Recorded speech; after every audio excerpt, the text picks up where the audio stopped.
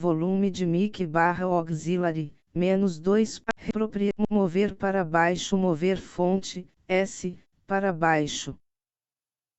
Projetor em tela cheia, iniciar janela, provisão de Maria, OG, 596, launch DNS. Beleza, galera, mais um vídeo aqui no canal. Antes de começar, o meu amigo que eu tô gravando, ontem foi Dia Internacional do Coco. Vamos ver. Iniciar janela, feita, recomendado. Microsoft Teams fica explorar, pesquisar, Dia do Arranha-Céu. Pesquisar, conta de uso, 500. O Dia do Arranha-Céu, hein? Do Arranha-Céu, será? Aranha? É, muita aranha, então. No céu, então. É muito bem você acompanhando comigo nesse vídeo. Hoje, o Dia do Arranha-Céu, então vamos ter este evento. Dá o nome aí, Launching da Next. São 50 minutos, 52 minutos mais ou menos. E eu vou aproveitar para falar aqui um pouquinho do que teremos durante os próximos dias. Teremos, para começar, capítulo Death Stranding toda semana, todo o resto do mês e incluindo os próximos dias. Também temos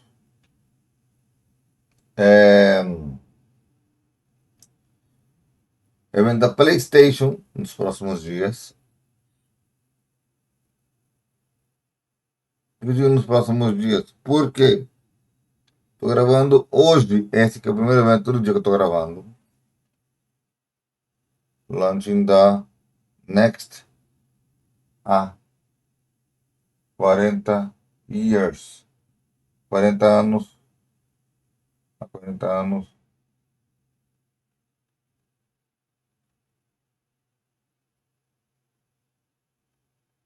Retrospectiva. Então, dando retrospectiva deste evento aqui. Eu entendo, né? E eu vou cobrir esse que é o meu primeiro evento que eu cubro dessa empresa, né? Então, você encontra os outros, quando terminar os eventos desse ano, são muitos eventos, todos que eles cobriram deles mesmos e de outras empresas também, da Microsoft, Bandai, entre outras, Square Enix, inclusive da Square Enix tem um aqui, que vai ser gravado ainda hoje também, então... Whoa, I can hear you, but differently, louder, better. Hi, everyone. Vimos. How's it going?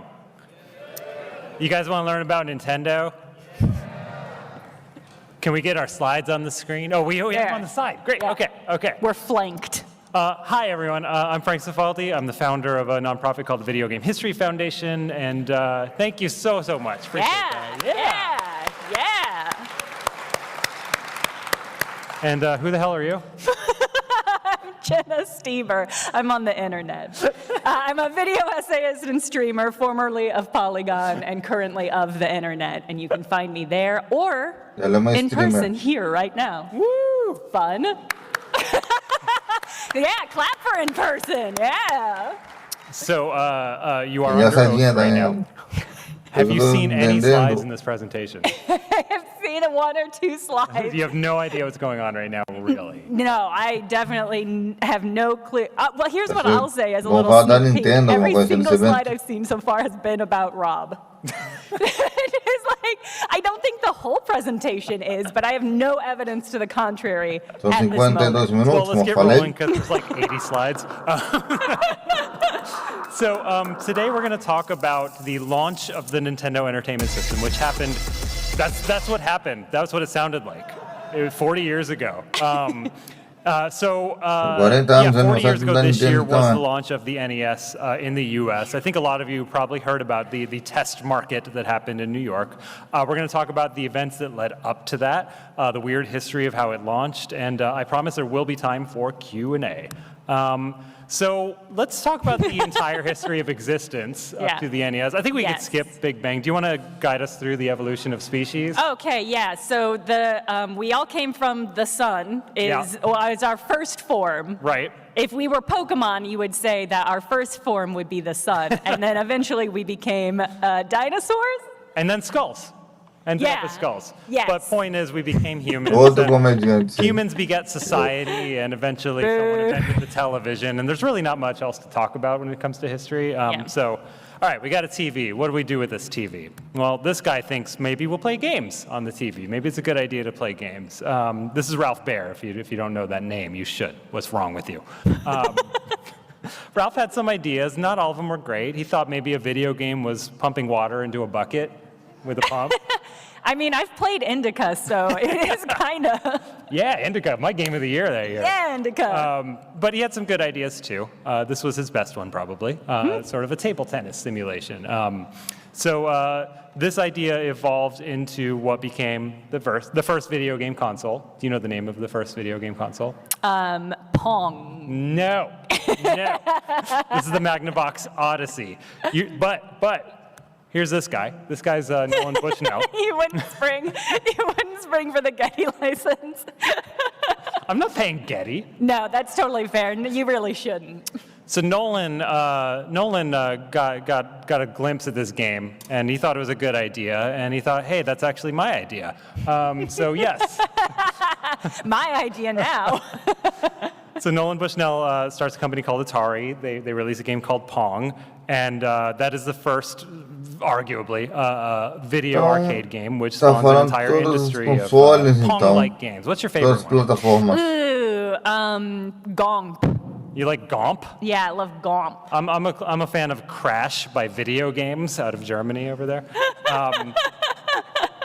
So Atari decides, okay, we'll bring the Pong arcade game home, kind of full circle, back to Ralph Baer's invention, which kind of spawns another home industry of play-alike of Pong. But eventually, I am obviously narrowing down our history. Oh, are you? From the Big Bang, you're kind of, would you say you're funneling us towards maybe a point in history? I am. So Pong clones, of course, eventually evolve into this concept of, hey, maybe game consoles should have interchangeable games, right? Maybe we can, have different games that you buy separately that are contained on their own ROM chips. Atari didn't technically invent this, but there were multiple companies doing this. So Atari didn't really have the money to launch this thing, so they sold the company to the Warner Brothers and their sister Dot, and launched what we now know of as the Atari 2600, the home console, which was part of a larger movement of home consoles in the 80s. Meanwhile, in Japan, a company called Nintendo. You heard of Nintendo? A little company called Nintendo. Yeah, let's get a woo if you've heard of Nintendo. That was fewer than I was expecting, but I get it. It's not a crowd interaction panel. So Nintendo sees what's happening, and they get into both the arcade and the home industry in Japan. At this point, they're just kind of doing kind of Pong-y games, and that arcade game is actually an Othello game. The chairman of this company hires his son-in-law, because nepotism, to run the American division of Nintendo. And Nintendo of America at that time, in the early 80s, primarily what they did was they took Nintendo's arcade games and they marketed them here, and as well as the Game & Watch, these tiny little handheld guys. But in 1982, they have a massive hit, this Gorilla game. Whoa! Anyone want to woo Donkey Kong? Can we get some Donkey woos? I'm taken, so I won't woo him. They should make a new Donkey Kong. I don't know. Is anybody even into him anymore? I'm kind of more into this little guy at the bottom. Yeah. Donkey Kong, huge hit. So Nintendo doesn't have a home presence at this time other than, Game & Watch. So they licensed Donkey Kong to other companies, including Coleco. So Coleco has the home rights for their ColecoVision console and any other console, as well as what was called the handheld rights. So this is arguably a handheld unit, which kind of leads us to this weird situation where like the video game console Power Rangers come together to sell Donkey Kong back to you. But that's Coleco. Back to Atari. Atari actually has the home computer rights to Donkey Kong as opposed to the home console. There was a distinction there. As this is going on in Japan, Nintendo goes, hey, maybe we should make our own interchangeable cartridge system. And that finally brings us to today's presentation. Don't forget to unmute your computer. Well, thank you. But it's not time. But Okay, my bad. I'm sorry. I was excited about the audio-visual part. All right. So we're going to kind of do a timeline of what led to the NES, starting in April of 1983. So the Famicom doesn't exist yet. This is something that's still in development. Like I said, Nintendo doesn't really have like a home console, especially in the US, presence, right? They are, of course, a very old Japanese company, but they're not really equipped at Nintendo of America to sell a video game console in stores. They just aren't. They're a coin-op company primarily, and they make some toys. And they have like a couple dozen employees. It's a pretty small little company. So they decide, hey, we're creating this home system. Let's approach Atari, right? Atari is the largest video game company in the U.S. Yeah.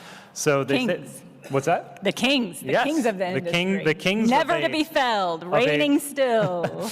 About to die horribly. But spoilers. So Atari goes, oh, heck yeah, let's see what you're working on. So they fly to Kyoto, they see a prototype. It might have been this exact prototype, we're not sure. So at the time, they're not really sure if they're going to license this thing because they're also talking to another company, a company called General Computer. They're making a system that would eventually come out as the Atari 7800. But at this point, Atari's like, I'm not sure what we're going to do. Let's just kind of stall them, right? Let's keep talking.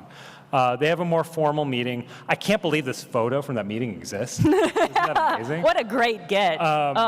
So May '83, they have a more formal meeting in Japan, and they start negotiating terms. This is like a real thing that's happening. Yeah. There was actual conversation that might have resulted in Atari releasing the NES, which would have been a very, very different timeline. A radical breaking point in our reality. Yes. A notable nodule on an alternate reality split. Unfortunately, this is what led to our current timeline. Well, I don't think it's just this thing. In fact, I feel like if Atari were still around in a powerhouse, things would be somehow worse. There's literally an Atari booth here at PAX. I love and respect them, and they're doing great work still. But it's a different Atari than this Atari. Literally on our lanyards. Love and respect to any Atari. You're absolutely correct. Different Atari. So they start negotiating terms. The deal is Nintendo is going to kind of sell Atari like the guts of the system, the internal PCBs, the microchips, et cetera. Atari would take that, 2 million of them. They would do their own plastic shelling. They would do the packaging, stuff like that. Nintendo would develop games for them, and they would give them the resources that they need at Atari to make games for the Famicom as well. And though they didn't sign anything there, they weren't quite ready, Nintendo agreed to start porting 4 of the games that Atari had the rights to the Famicom so that this could happen by Christmas. That's how close this was. This is approximately what that Atari system would have looked like. This is the shell. Sleek. Yeah, not bad. That's a sleek doorstop. This was the system that, the shell that they were attempting to fit the Famicom into. They did actually end up shipping a product using this shell. It's called the 2600 Junior, if you look it up. Yeah, that's May, so things are going well. It's June, time for the summer CES. Atari is pissed. Why? Why is Atari pissed? Frank, why are they pissed? Well, on the show floor is Coleco, who own the home console rights to Donkey Kong. They are premiering a computer called the Coleco Atom, and they're showing Donkey Kong on the Coleco Atom. Okay. Atari's like, no, that's not right. We have the computer rights to Donkey Kong. Coleco has the home console rights. Now, The Atom is literally like a ColecoVision with a keyboard attached to it. But, semantics, it is a computer. So Atari's mad. I don't want to speculate what might have happened here. It sounds like that's a thing you say before you speculate about what happened. I'm going to let this speak for itself. The next day, wow, the turnaround. Nintendo signs its next hit across all systems in existence, Mario Brothers. That guy that you liked from earlier. Oh, that guy? He That's spun him? off into his own game. Yeah. Wow, that guy had spunk. I was into his vibe. There's a book called Game Over. Came out in '93, I A think. great book. If you are interested in video game history, I cannot recommend it enough. Absolutely. It is the first and last time Nintendo talked to anybody. And there's a story in there that Yamauchi, the president of Nintendo in Japan, threw a fit and yelled at Coleco and as sort of a show of force with Atari. So I think there's some truth to that.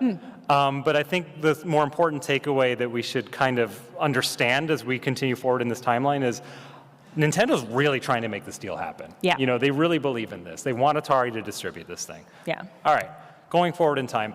June 14th, I call this out because the only documentation that we had about this deal happening at all was actually leaked to the internet in the late 90s. It was in this internal memo. Whoa. And it's been around forever. And I point this out because this is where our perspective from Atari ends. We don't know Atari's perspective from here at all. But as of this point, June 14th, they're still on the fence. They don't know. They're still kind of stalling, right? July 7th, the CEO of Atari, Ray Kassar, is forced out of the company. He kind of sort of sold a bunch of shares in the company right before announcing a loss. So they outed him because they were like, there might be some dodgy speculation here. Please don't sue us. We got speculation. He claims it was something a little more innocent. And then in the middle of all this, Nintendo launches a console in Japan. So they're a little too busy to kind of play with Atari here. But somewhere around here, they start going, I don't think these guys are serious. So Arakawa, the president of Nintendo of America at the time, the guy I showed earlier, he makes the call that like, this isn't happening. Let's just take this back. And they're starting to think about maybe we should do this ourselves, right? Not really equipped yet, and at this point, the video game industry isn't doing great. He's showing the Famicom. Well, it hasn't completely dissolved yet. Okay. But he's showing the Famicom to like toy stores, asking their opinion, and they're not super into it because things aren't going well. And besides that, they're still a coin-op company. They're still small, little startup. Basically offshoot. no presence in America. Yeah, other than Donkey Kong. Yeah. But they're really like a licensing house for Donkey Kong. Yeah, and think Donkey Kong itself, Nintendo of America was so small that Donkey Kong released in, I believe, 2 bars in Seattle. Yeah. And that was it. That was like their initial launch. You had to go to 2 physical bars in Seattle to play Donkey Kong. And they were like, all right. Talk about a test market. All right, so that's June, July. So August, Nintendo comes back to Atari, like, hey, remember those 4 games? You need to pay us for those. And so at this point, the deal's off for the console, but Atari has to pay up for these 4 games that Nintendo converted for them. And as part of that, Atari had the rights to publish these 4 games for the Famicom. They might still have those rights. I don't know if anyone knows. Oh, that's incredible. Okay. They're still kind of mad about the whole Coleco situation, and maybe as part of that, Nintendo gives Atari what's called the right of first refusal for any new dedicated arcade games that they make. Okay. That term, do you know that term, right of first refusal? It means they get the choice to refuse first. Iniciar janela. 596. Basically, yes, very good, very good, very good. Essentially, like we present it to you before we present it to anyone else, and you have a set term to negotiate in good faith if you want to license the thing. Right. So they're saying like from now on, we got your back on any of our games coming out. September, in Japan, Nintendo delivers those final games to Atari, and in the US, Atari buries a bunch of ET cartridges in a desert. Can I tell you, Frank, that's one of my favorite like video game history moments. When Atari is just like, we've got to bury our shame in a garbage dump in the New Mexican desert. Well, the reason they did that is not because it's shameful. It's not because it was a bad game. There was just too much inventory. You don't think there was an element of shame in that behavior? I think they decided to throw millions of dollars away because they were ashamed, yes. I mean, maybe I'm projecting how I think they should feel about it. He's fine, come on. Okay. This is one of those ROMs delivered from Nintendo Japan to Atari. I don't think anyone's ever seen one of these before. So this is a finished conversion of Millipede for the Famicom.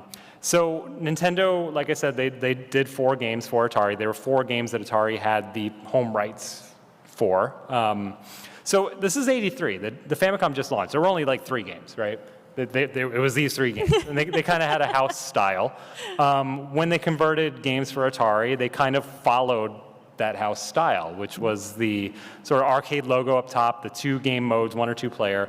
You'll note they just kind of changed the copyright to copyright 1983 Atari. Yeah. Here's the thing, these aren't like newly discovered prototypes or anything. Like these games actually did come out in 1987, so years from then. So these games were actually, Nintendo didn't make them internally, they were farmed out to HAL. Joust is, as far as we know, Iwata's first game for Nintendo. Really? Yeah. I didn't know that. Yeah. So That's Satoru Iwata, future Nintendo CEO and president. Thank you. I guess I just assumed everyone knew that, but And just delightful human, just all around good miss guy. that guy. Yeah. But yeah, so these games did come out, and if you find box versions of these games, they just straight up say copyright Atari on the box, and in fact, like those copyrights from '83 are still in there. They were unreleased for 4 years. Kind of interesting. I said there were 4 games. Yeah, I did notice that. These are some ROM chips that were located inside of Atari in the 80s. So we already had Millipede, you got Stargate, you got Joust. Can you read the one on the bottom? Galaga. So that is Galaga. So that is, unfortunately, so the way the Famicom works and the NES is that graphics and program are 2 separate chips, right? Okay. So the program itself has to talk to the graphics chips to get the tiles. How many Galaga chips do we have? I see. I can't help but notice that there is only 1. Yeah, so we have preserved the program for Galaga, but if you play it, it looks like that. Oh, no. A little bit unfortunate. But I kind of rolled up my sleeves and started kind of plopping in some tiles. Looks approximately like this. I can give you a quick gameplay demonstration. This is where the audio comes in. Yeah, world debut of Galaga by HAL for the NES. So we're gonna watch me play Galaga for the next 30 minutes. Is there anybody in the audience that is like genuinely a Galaga head? Yeah, some of you. Okay, 5 people. Okay. Is there a term for somebody who's a big Galaga fan? A Galaphile? A Galite? Okay. We're not actually going to watch me play Galaga. I just thought people would like to see a world debut. It's pretty cool. Yeah. Incredible. All right. Literally 1984. So it's January. That's Winter CES. Rumors start circulating that Nintendo of America is looking to bring the Famicom to the United States. And in fact, this snippet is from a magazine called Computer Entertainer, which is, it's actually, don't laugh.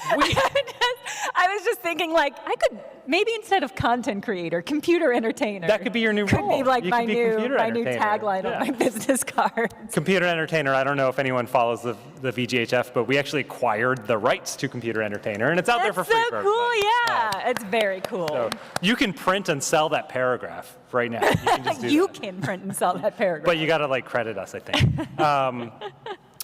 So around this time, the NES actually does come to America in arcade form. So this is the VS system. Yes, it is pronounced VS, and it stands for Versus, but it's not pronounced Versus. It's pronounced VS. Great. So this was, so yes, the home video game industry crashed. Arcade industry, separately from that, also wasn't doing that well. Yeah. And from Nintendo's perspective, they decided that making these sort of one-off games using their own like circuit boards and everything and charging operators like $3,000 for a cabinet, they thought that wasn't a sustainable model anymore.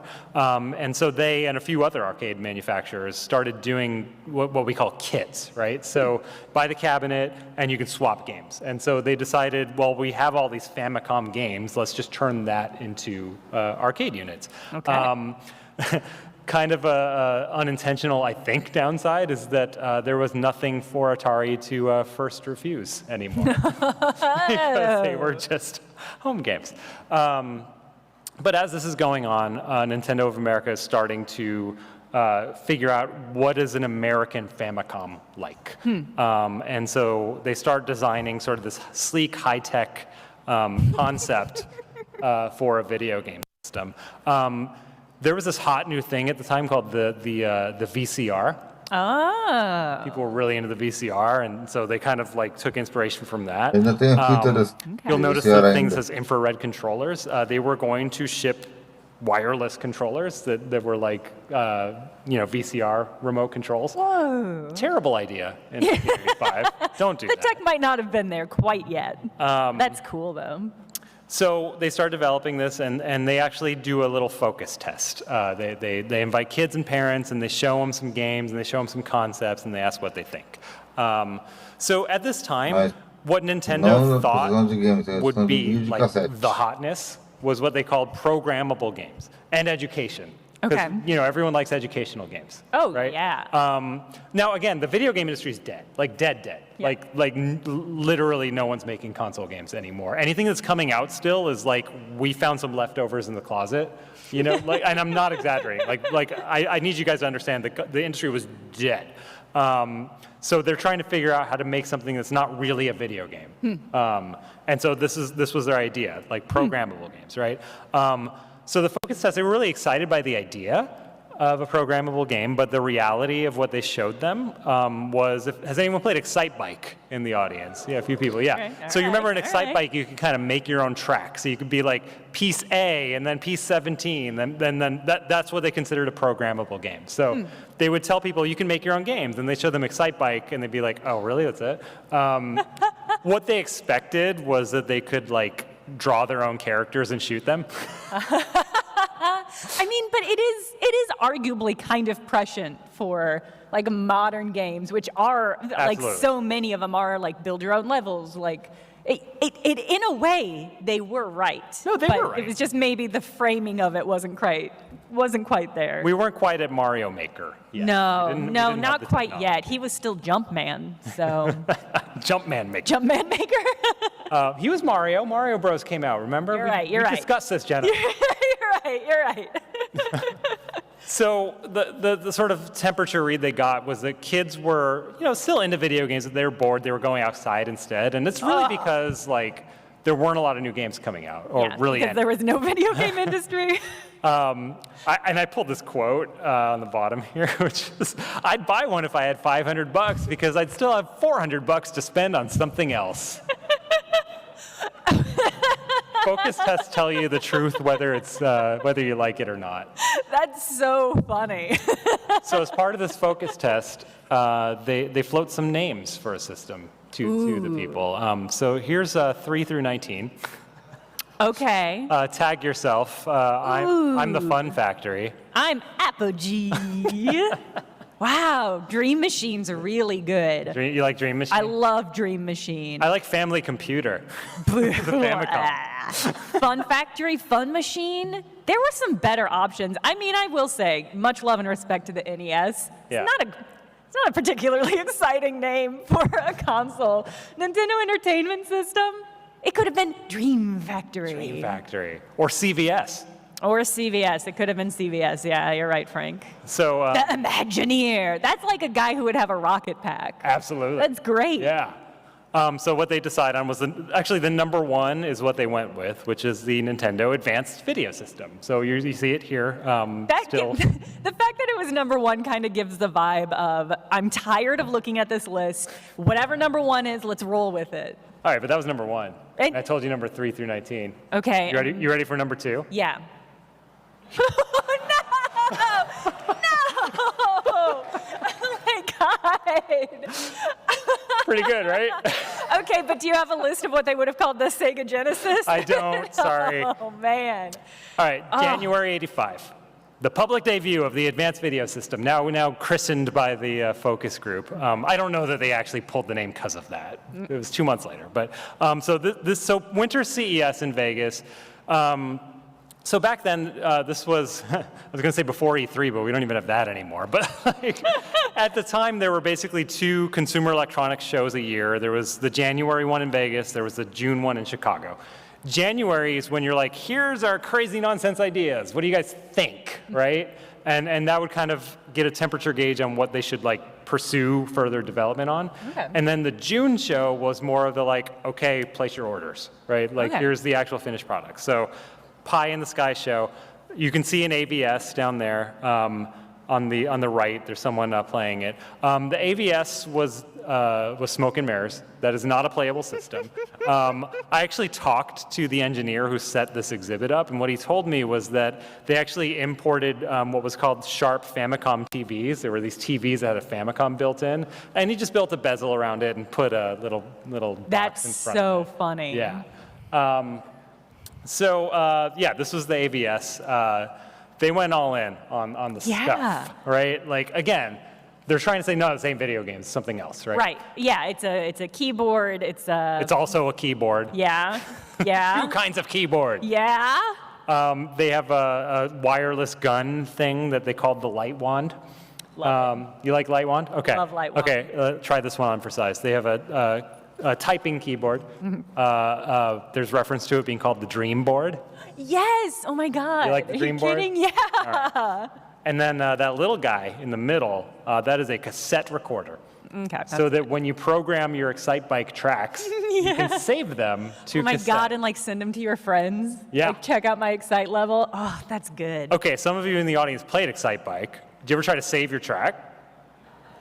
Doesn't work. You can save it, and like it flashes, like it saves. Nothing saves. Wow. It's trying to talk to that tape player. It doesn't exist. Yeah, it did exist in Japan though. Wow.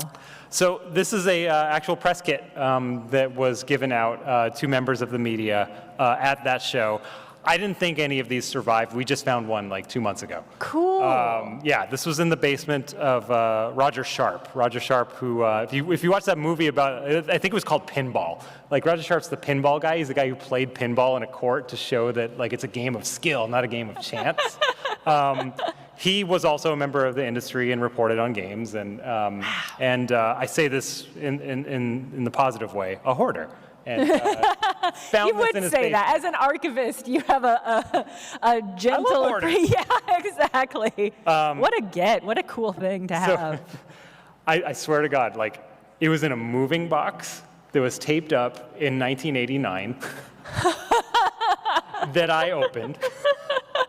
I assume the tape just disintegrated into dust when No, you the touched tape was it. okay, but Yeah. inside the box was literally like his show bag from this show. And I went to pick it up, and that disintegrated. But then I got the stack of folders out, and inside was the AVS kit. That's incredible to think that he got back from the CES and was just like, He just put it in a plop, box. plop, tape this up Yeah. for 30 years. Yeah. Incredible. How many? 40 years. That's 40 right. years, Frank. Okay, like I said, June's the real show, right? They finally have the NES, sort of. This brochure is kind of the missing link in the evolution of the I'm just excited of the to see species. Rob. Sorry. Oh, you're excited for Rob? Yeah. That's Rob. That's a good observation. So again, Nintendo's trying to say we're not a video game, we're something else, right? The sort of high-tech thing, trying to talk to electronics stores primarily, that's not quite working for them. So they're like, okay, let's kind of revert to toys, right? This is a toy system. We got a robot, and so. They announced it at the show. It still looks like the AVS in the brochures, and they're still not committed quite to introducing this, but they're talking to everybody. They're talking to retailers. They're talking to Mattel and Coleco are like, don't do it, you guys. Like, I almost died, man. Don't do it. Toys R Us actually is maybe the first champion of this thing. Toys R Us sees it and they're like, I want it now. Like, let's go national. Let's just do this. They're like, whoa, we're not ready. There's like 20 of us. They do another focus test because this is what you do, right? I'm peeking ahead to the rest Straight of up, this nobody bullet likes the point. robot. Nobody likes Rob Nobody except, likes for, Rob. except for Jenna Stieber. He's a little robot friend. I mean, I wouldn't have had him growing up. Absolutely not. No chance. So If I had $1,000, I would buy one and have $900 left.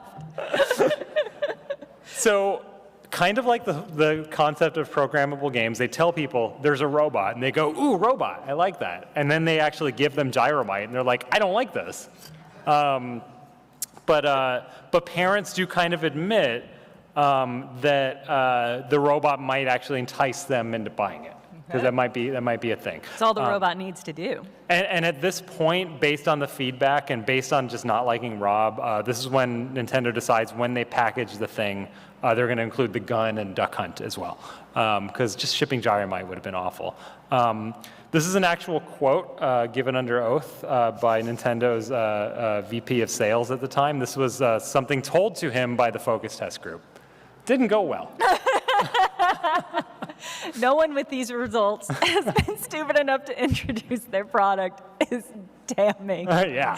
It's so funny. They were wrong, though.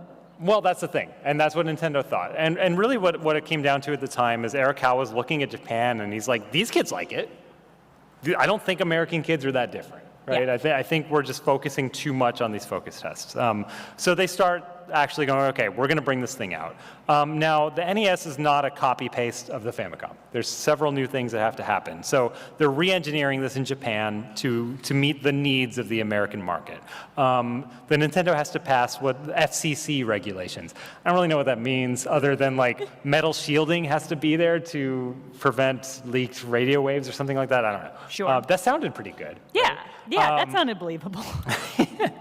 Another thing is that the Famicom had stationary controllers. You couldn't remove them. Arakawa wanted them to be removable so that things could be easily repaired, essentially. That makes sense. He also wanted to add audio-video cables, composite cables, because Famicom was just the screw-in RF, because he just thought it was a better-looking video signal. They wanted sort of a more premium product. He thought it is literally a better video signal. But maybe the most important thing is what's kind of on the bottom right here. That is what's called the CIC chip. This is a chip that essentially, like, there's a lock and key system on the NES, right? They wanted to prevent anyone from being able to just make an NES game and sell it without going through them. Yeah. So and why did they want to prevent that? because the entire industry just crashed because there were too many games in the market. That's something that they recognized that when they were talking to toy stores and vendors and stuff like that, and Atari even. Everyone identified that the cause of the crash was that too many people all at the same time just started flooding the market with product. Yeah. Some of it good, Of some varying quality. of varying I think quality. that's- Even if they were all great, that the industry could not have survived that chaos. And so Nintendo recognized that, and so they asked Japan to come up with a system that prevented people from making whatever they want for the NES. They had to go through Nintendo. So that chip that you're seeing has to talk to a chip on the system, and it's sort of a lock and key system. They have to shake hands, and if they do, then the game boots. If they don't, it resets infinitely. Yeah. I think it's just like considering Nintendo as a modern company, I think it's incredible to see how the extent to which they still kind of maintain that kind of control. Oh, absolutely. It's not like the literal hardware control as it was for this system, but that is still such a cornerstone to the company's approach to who gets to be on the Switch store, Totally. who gets to license games and things like that, which I think is fascinating. It's why to this day there's no shovelware on the Switch. So that's sort of on the Japan side. On the America side, they are finalizing sort of the look and feel of the NES. This is actually woodblock carving, which is very cute. I don't know if that still exists. I hope it does. You can see the cartridges there aren't quite final. They have these sort of generic little end labels and not the full color labels that we know and love. But things are coming in fast, and October comes around, and they're going to test it in New York. Now, the concept here was we're only going to launch it in a minimum area. to see how it goes before we make the commitment to shipping across the country. They started with New York because, according to at least one source, that was Yamauchi in Japan, was like, no, we have to try the hardest one. We have to try the hardest market first and see how it goes. It's bold. Normally we say it's the New York test market. Technically it was the New York ADI. This is a term I just learned. I don't know it. ADI means area of dominant influence, right? So what this meant was if you advertise on television in New York City, it's all of the areas around it that get those broadcasts. Oh, okay. So that included parts of New Jersey and Connecticut, which I did not know. They're like culturally New York. Yeah. Okay. They offered pretty good terms to retailers who were scared. There's some debate about exactly what they did here, but essentially, like, at least some retailers, they were like, we will buy back what you don't sell. There's no risk here. All the demonstrations that they did really focused on Rob the robot, your buddy, and the Zapper games, mostly Duck Hunt. And in fact, the system, like we said, came with Rob, the Zapper, Gyromite, and Duck Hunt. You couldn't just buy it on its own. Right. You had to buy this giant box that had. Why would you want to? You don't want to buy Rob? You don't want to buy Rob? No one wants to buy video games. They want to buy this giant robot thing. Yeah, who can do very little. not a good toy. MSRP was very cheap.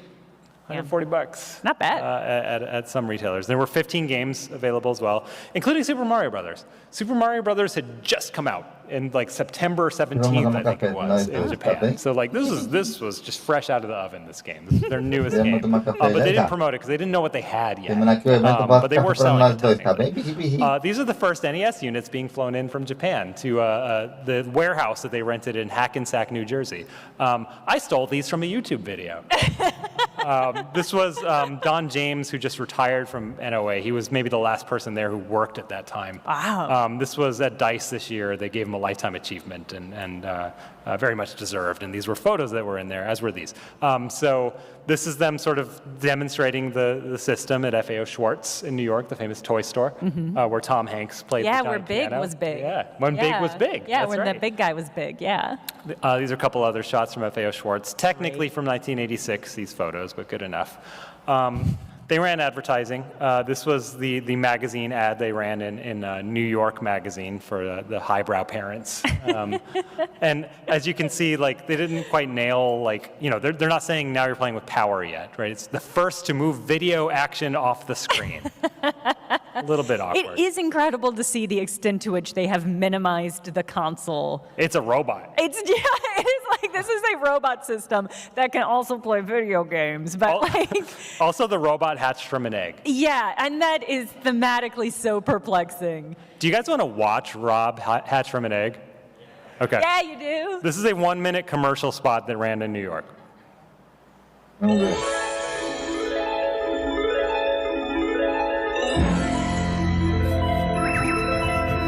Will it be you?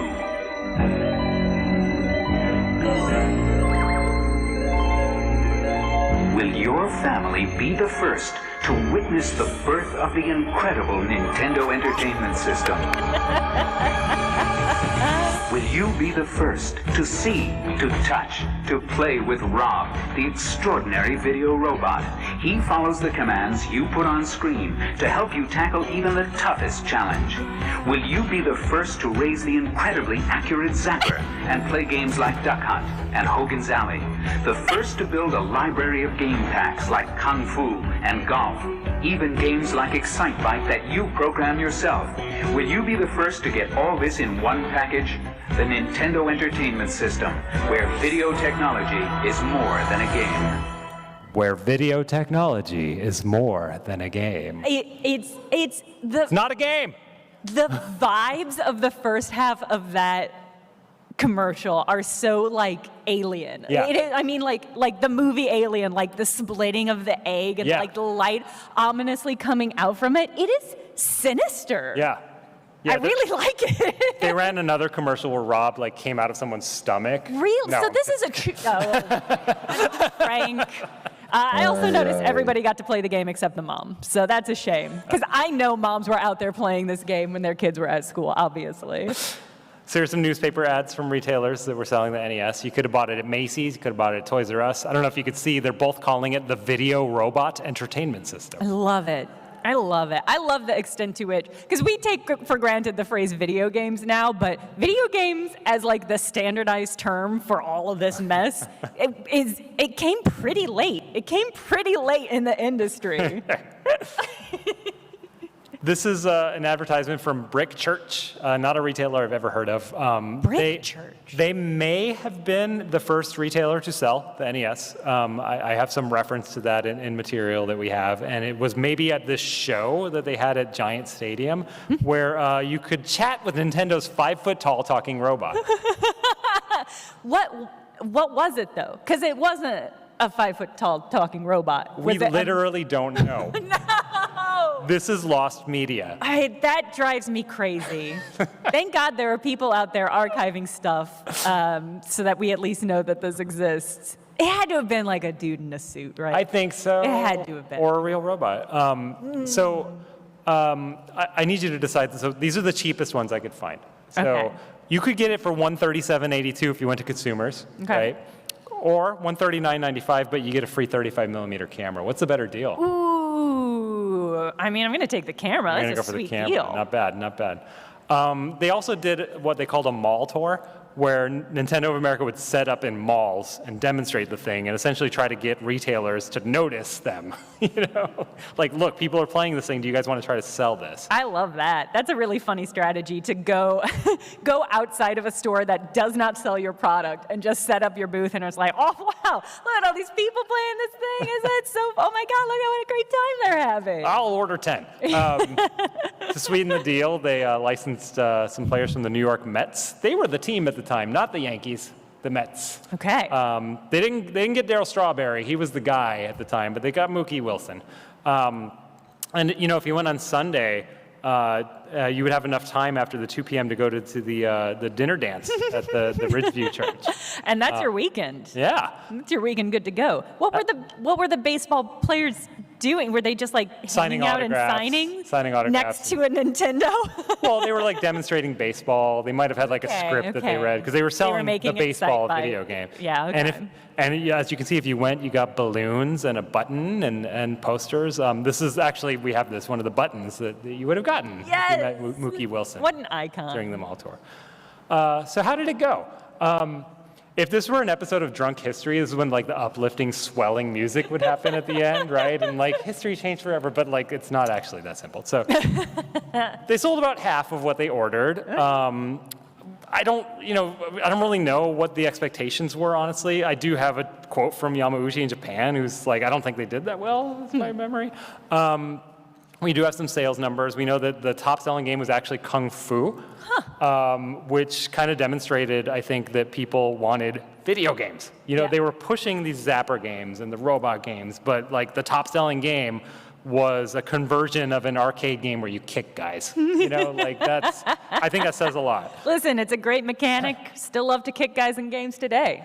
You know? We have a report from the sales reps at the time that said Super Mario Brothers was a sleeper hit, and they said, hey, you should push this next year. And they did. Retailers were mixed. Some were totally into it. Some returned them immediately, and they're like, we're not doing this video game thing again. And then, they rolled the thing out nationally in '86. It exploded in '87. The rest is history. But, kind of, if there's a takeaway here, I think there's 3 things that really made this possible. The lockout chip is huge. Yeah. And the fact that they ignored everyone, I think, and just pushed forward anyway. And then I don't know if there's any way to know if their sort of Trojan horse strategy of making it a robot worked. It might have gotten it in stores, but I think that like as soon as people played the games, they're like, okay, these are great. These games are great. I don't need this robot stuff. I mean, I think it is worth underlining that the Famicom was huge Oh, in absolutely. Japan. Thank you like for saying so. It's Yeah. definitely not like they were ignoring traditional feedback, but not because they had a lack of other context. Right. They had context that this was good shit No, that the people were yeah. going to want. Like Super Mario Brothers sold like 2 million copies. Or Yeah, the like first an couple of incredible years. amount. Yeah. And that's like, especially in Japan, which did not have as many people in America. It's just like, that is an incredible percent. I think there was something like, if a toy sold like, was it 10,000 copies at the time, it was considered a huge success in Japan. So to sell 2 million is just like, whew. So it's like, they were ignoring they were ignoring feedback, but like they had better, more affirmative feedback happening. What kind of blows my mind as I think back on this period as an historian is, I think that so the Lockout chip and Super Mario Brothers launched on the same day, right? So like the technology that defined what a video game console is forever, which is it's a locked garden, it's a walled garden, you know, that you have to go through the console maker to make games on. Like it didn't have to be that way. You know what I mean? Like game consoles could have been VCRs, right? Like they could have been something that anyone could make games for. But Nintendo, you know, made this technology and it never changed, right? Like to this day, you can't just self-publish on a console without going through the console maker. Like that was a new idea in 1985. Yeah. At the same time, Super Mario Brothers came out, which to me defined what a home video game was from then on, right? Like these are no longer copycats of arcade games. These are no longer score-chasing games. A home video game is something that is uniquely a home game, something that you finish, right? Something that the goal is to get to the end, not to pump quarters into. Right. This isn't like drink and play. This is not the first game to do that, of course, right? But this is the game that really set the tone for like what a home console game is. What does it all mean, Frank? What does it all mean? But, you know, like, again, Super Mario Brothers really defined it. If there wasn't a Lockout chip, like, I don't know that Nintendo would have succeeded. We might have had Crash 2.0, right? We might not have game consoles at all anymore. We might just be playing on computers forever, right? Yeah. Someone else might have had that idea. I don't know if they would have succeeded. But here's the thing, someone else did have that idea. What? Remember this historical photo from earlier? Yes, I do. So Atari's meeting with Nintendo. And Atari goes to Nintendo. We don't know exactly who it was at Atari, but someone at Atari asked Nintendo, hey, there's all these games coming out for our system that we have nothing to do with, and it's giving us a headache. Can you guys do something about that? And Nintendo's like, what do you mean? What are you talking about? And they explain it, and then Nintendo's like, oh, you know, we never thought of that. Let me be clear, there's no lockout system in the Famicom. Like, they didn't think of that at all. And, but Nintendo's like, oh, I see what you're saying. That sounds bad. We don't have a solution in mind. And Atari's like, oh, okay. But Atari had that idea. And you know, this is Yamauchi, you know, speaking under deposition. After hearing what Atari said, we came to the conclusion that we're not going to sell games in the US unless we can develop a security system. That's fascinating. So this is extra fascinating if you know your Atari history. So Atari ends up becoming essentially a licensee for the Nintendo. They make games for the NES. Officially, until they don't. So Atari decides we're not into Nintendo's limitations. Nintendo's only letting us make 5 games a year. We want to make 1 million games a year. We want to flood the market with games ourselves. What a great idea. Floods are such a good idea, and that's why we call them floods. I'm oversimplifying, but you know, Atari really did want, you know, to control their destiny, right? And they defeated the Lockout chip, and Nintendo sued them for it. And you know, I'm not. This is its own panel, honestly. This thing, but you know, it's lasted for like 5 years. They ultimately settled. We don't know the terms of the settlement, but this court case really was the final nail in the coffin of video game consoles being open systems that anyone could make games for. And you know, it's generally accepted that Atari games didn't really come out ahead here. And so, you know, in a way, I think Atari created its own monster, and that monster probably saved video games. That's an incredible conclusion / thesis. Thank you. But I mean, I think I have to agree with you. Like Atari, they had all the tools, they had all the access, they had all the skills and the hardware and the software and the systems, but they did open the gates that caused the flood that destroyed the video game market in America. Not on purpose. They just didn't think of it. You know? They didn't think of it till it was too late. And that's absolutely fair. I mean, video games were so new as an industry at this time period. It's like you couldn't have anticipated that this would have happened. And like all of the knockoffs and all of the rip-offs and all of the just like varieties of games causing like consumer confidence to drop. is something that you couldn't have guessed, but it is also interesting because like all of this is still impacting the way that games are made today. Absolutely. Yeah. In every way, and it's just like incredible to think about what had happened if it hadn't have crashed. We have 8 minutes and 55 seconds for questions. If anyone wants to line up to this middle part, in the meantime, I'm going to give a little pitch. The Video Game History Foundation is a charity, and if you like what we're doing, if you like this presentation, please support us, or go research stuff for free in our digital library. You are in our video announcing the digital library. Thank you again for that. You're welcome. And go follow us on Blue Sky. We're not on that other thing anymore. Thank you so much, by the way. Yeah, let's...